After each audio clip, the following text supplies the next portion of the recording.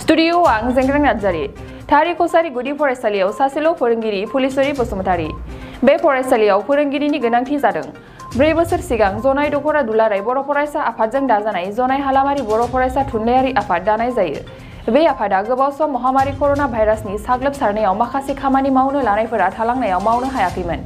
दिनै बिथांमोननि साननाय हाबाफारिखौ जाफुंहोयो।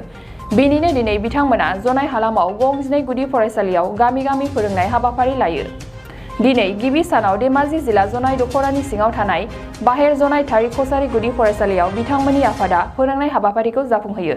दिनैनि हाबाफारियाव थारि कसारि गुदि फरायसालियाव फरायनाय फरायसा फरायसुलिफोरनि बिमा बिफा फरायसालिनि गाहाय फोरोंगिरि लोगोसे जनाय हालामारि बर' फरायसा थुनलाइयारि आफादनि आफादगिरि गाहाय नेहाथारि आरो बिथांमोननि मावथि फारिया फरायसालिनि माखासे बाथ्राखौ लानानै गुवारै सावरायलायनानै हाबाफारिखौ जाफुंहोयो। जनायनिफ्राय गौतम बसुमतारिनि खौरां। गिबियावनो आं बड'लेण्ड रादाब बुथुमगिरि गौतम फंबायनिसिम आंनि गोसो गोरबोनि अननायखौ जासिग्रोबाय। लोगोसे दिनै जोंनि मोनब्रै कलेजजों लोगो नांनानै गोजौ फरायसालिमानि लोगो नांनानै मोनसे आफाद दाजानाय BSLS बिथांमोना दिनै मोजां मोनसे हाबाफारि लादों। गोजोनथाव बाथ्रा। बे गोदान हाबाफारि लानायानो जाहैबाय सोलोंथाइ एवारनेस। बे सोलोंथाइ एवारनेसखौ बिथांमोना गिबिसिन सायख'दों। आंनि बे थारि कसारि बर' गुदि फरायसालिखौ बे गुदि फरायसालिखौ बिथांमोना फननि जुगेदि आंखौ फोरमायहरदोंमोन आरो आं बिथांमोनखौ वेलकाम खालामदों। बेबादिनो दिनै 6 जानुवारि 2022 मायथाइ बे सानखालि बिथांमोना जोंनि फरायसालियाव नुजाथिफैदों आरो नुजाथिफैनानै बिथांमोना गावसिनि मावनांगौ हाबाफारिखौ मावफैदों, क्लास लादों। आं जोबोद गोजोननाय मोन्दों। जाहाथे बेबादि जुदि एवारनेसखौ लानानै खामानि मावलाङोबा हयथ' जोंनि बर' मिडियाम फरायसालिफ्रा जौगासिनगोन आरो गोग्गानाय मोनसे थागोन। आरो लोगोसे बेजों लोगोसे आङो SMC आफादनि फरायसाफोरनि बिमा बिफाखौ लिंफानाय जादोंमोन। बे फरायसाफोरनि बिमा बिफाखौ लिंफानानै सोलोंथाइनि गेजेरजोंनो बिथांमोनखौ मोनसे मेल बादि आङो खुंनानै होदोंमोन। बे मेलाव बे नुजाफैनाय बिथांमोननि फरायसा आफादखौनो होनथ'बाय आं दासान्दि। बिथांमोना फैनानै जेसेबां नांगौ बादि बिथोन होदों। बे बिथोन होनाया बे रायजो राजानि थाखायबो जोबोद गोनांथि जादों, मेहेर गोनां जादों। आं जोबोद मोजां मोनदों। आं सासे फोरोंगिरिल' नङा, धेमाजि जिल्ला दुलाराय बर' आइजो अनसाय आफादनिबो आङो आफादगिरि। जोबोद गोजोननाय मोन्दों। जाहाथे बेबादि एवारनेसफ्रा फैबाय थाथों। आं बिथांमोनखौ आरो लुबैबावदों जुलाइ मासनि बन्द'नि उनाव आगस्ट दानाव आरोबाव बेबादिनो हाबाफारिखौ लाबावथों। आं बिथांमोनखौ बेखौबो खावलायखादों।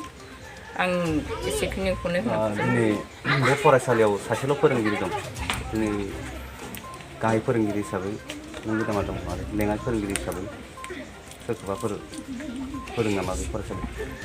बे खोथायाथ' जोबोद दुखु गोनां जाहैबाय। जोंनि माखासे बर' मिडियाम फरायसालिफ्रा फ्राय हारसिं लुबैबावदों जुलाइ मासनि बन्द'नि उनाव आगस्ट दानाव आरोबाव बेबादिनो हाबाफारिखौ लाबावथों।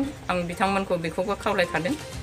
आं एसेखिनिखौनो दिनै बे फरायसालियाव सासेल' फोरोंगिरि दं।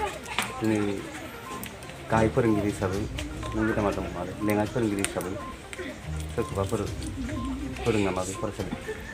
बे खोथायाथ' जोबोद दुखु गोनां जाहैबाय। जोंनि माखासे बर' मिडियाम फरायसालिफ्रा फ्राय हारसिं आरो फोरोंगिरि गैयै फरायसालिबो दङ। बे समाव आं बेखौनो बुंनो लुबैगोन, दानि गोदानै टेट पास जानाय फोरोंगिरिनि मोननो गोनां बिथांमोनखौ जुदि मोनोब्ला आंनि फरायसालियावबो सासे आं मोननो लुबैगोन। मानोना आङो सासे समाज सिबियारिजों लोगोसे बे फरायसालिखौ सामलायनायाव मोनबा थाखोखौ सासे फोरोंगिरि सामलायनाया गोरलै बाथ्रा नङा। मानोना मोनबा थाखोआव गासै 24टा आयदा थायो। बे आयदाखौ खनसेयावनो फोरोंनाया आंनि थाखाय सम्भब नङा। ओंखायनो आं लुबैगोन आसाम सरकार एबा दानि BKWSC सोलोंथाइ मन्त्रि बिथां अनिल बसुमतारिखौबो आं नैबे खौरांनि गेजेरजों आं खावलायगोन। मानोना आंनोबो सासे थानाय फोरोंगिरिफोरनि जायगायाव आरो सासे सोदेरना हरोब्ला जोंनि थाखाय सुबिदा जागोन होननानै आं आसा खालामदों। फारसेथिं सानै जुदि फोरोंगिरि थायोब्ला एसेब्लाबो जों कभार खालामनो हागोन, आं बेखौ आसा खालामदों आरोखि।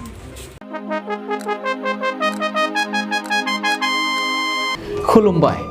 नै सफैलायबाय दुलाराय बर' फरायसा आफादनि थान्दै जख'न्थाया। दुलाराय बर' फरायसा आफादा खुंगा 54थि थान्दै सावरायमेलखौ गोजोनै खुंफुंनो कार्बि आंलं जिल्लानि लांहिं नोगोरनि हाजोआरि गोजोन फोथाराव थि खालामबाय। गासैबो हारि हारिसाफोरनिसिम बानजाय आफादनिफ्राय मोनसे फोसावनाय जादों। कार्बि आंलं जिल्लानि लांहिं नोगोरनि हाजोआरि फोथाराव 2022 मायथाइनि 2, 3, 4 आरो 5 फेब्रुआरि खालाराव जानो गोनां दुलाराय बर' फरायसा आफादनि 54थि थान्दै जखन्थाइ लोगोसे 49थि कार्बि आंलं जिल्ला दुलाराय बर' फरायसा आफादनि बोसोरारि जथुम्मायाव जायफोर बर' फालांगिरिफोरजों लोगोसे आसामनि जायखिजाया हारिनि फालांगिरिफोर जेरै बुक स्टल्स, टि स्टल्स, बेन्डर्स, हाउकार्स बायदिफोरजों लोगोसे बर'नि गाननाय जोमनाय, दखना, गामसा, आर'नाइ, टेक्सटाइल्सनि बायदि रोखोमनि जि जोम दिन्थिनाय आरो फाननायनि थाखाय गिदिरथार मोनसे एग्जिबिशन लानाय जादों।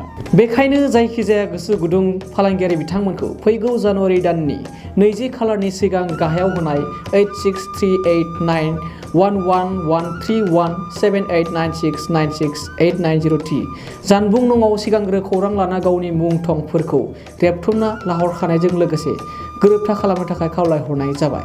गोजोन्थों। बिटिआर हालाम लाइमोनफोरनि थाखाय मोनसे गोजोनथाव खौरां लानानै फैदों। ट्रान्सफर्म रुरेल इन्डिया फाउन्डेसन एनजिअनि गेजेरजों बिटिआर डेभेलपमेन्ट फेल'शिपआ मोनसे बिटिआरआव बेकार जेंनाखौ सुस्रांनो फेल'शिप प्रग्रामनि थाखाय अनलाइन सोलिगासिनो दं। बिटिआर गभ एडमिनिस्ट्रेसनजों लोगोसे खामानि मावफानो मोननाया गोसो गुदुं लाइमोनफोर आरो गोरों गोरा मानसिफोरनि थाखाय बेसेन गोसा सुबिदा। लोगोसेनो बेयो मोनसे बिटिआरनि सिङाव थानाय सुबुंफोरनि समाजनि जेंनाफोरखौ सुस्रांनायनि मोनसे मोजां लामा। ब्लक लेभेलाव खामानि मावनाय ओनसोलखौ जौगाहोनाय बिथिं एबा आयदाफोर जेरै एग्रिकालचार आरो sericulture livelihood, education, skill development, employability, entrepreneurship, फिसा आरो गिदिर कारखानाफोर, health and nutrition, drinking water and sanitation, बोथोर सोलायनायनि सायाव नोजोर होनाय बायदि बायदि। बे फेल'शिप प्रग्रामा 3 बोसोरनि आरो बे प्रग्रामखौ लाग्रानो दान मोनसेयाव 20,000 दान बान्थाबो होनाय जागोन। नोंथांमोनहा बे प्रग्रामाव बाहागो लाफैनो हागोन आरो बिटिआरनि जौगाखांनायाव गावनिबो आखाइ होफानो हागोन। बे हाबाफारिनि थाखाय नोंथांमोनहा फैगौ 10 जानुवारि 2022 खालारसिम वेबसाइटनि गेजेरजों अनलाइन एप्लाइ खालामनो हागोन।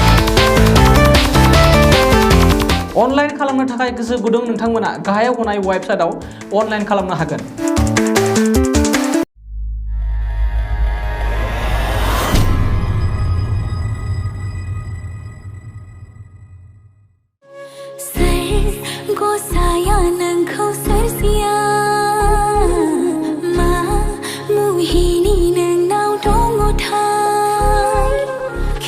बर' एलबाम नायना मोजां मोनग्राफोरनि थाखाय गोजोनथाव खौरां।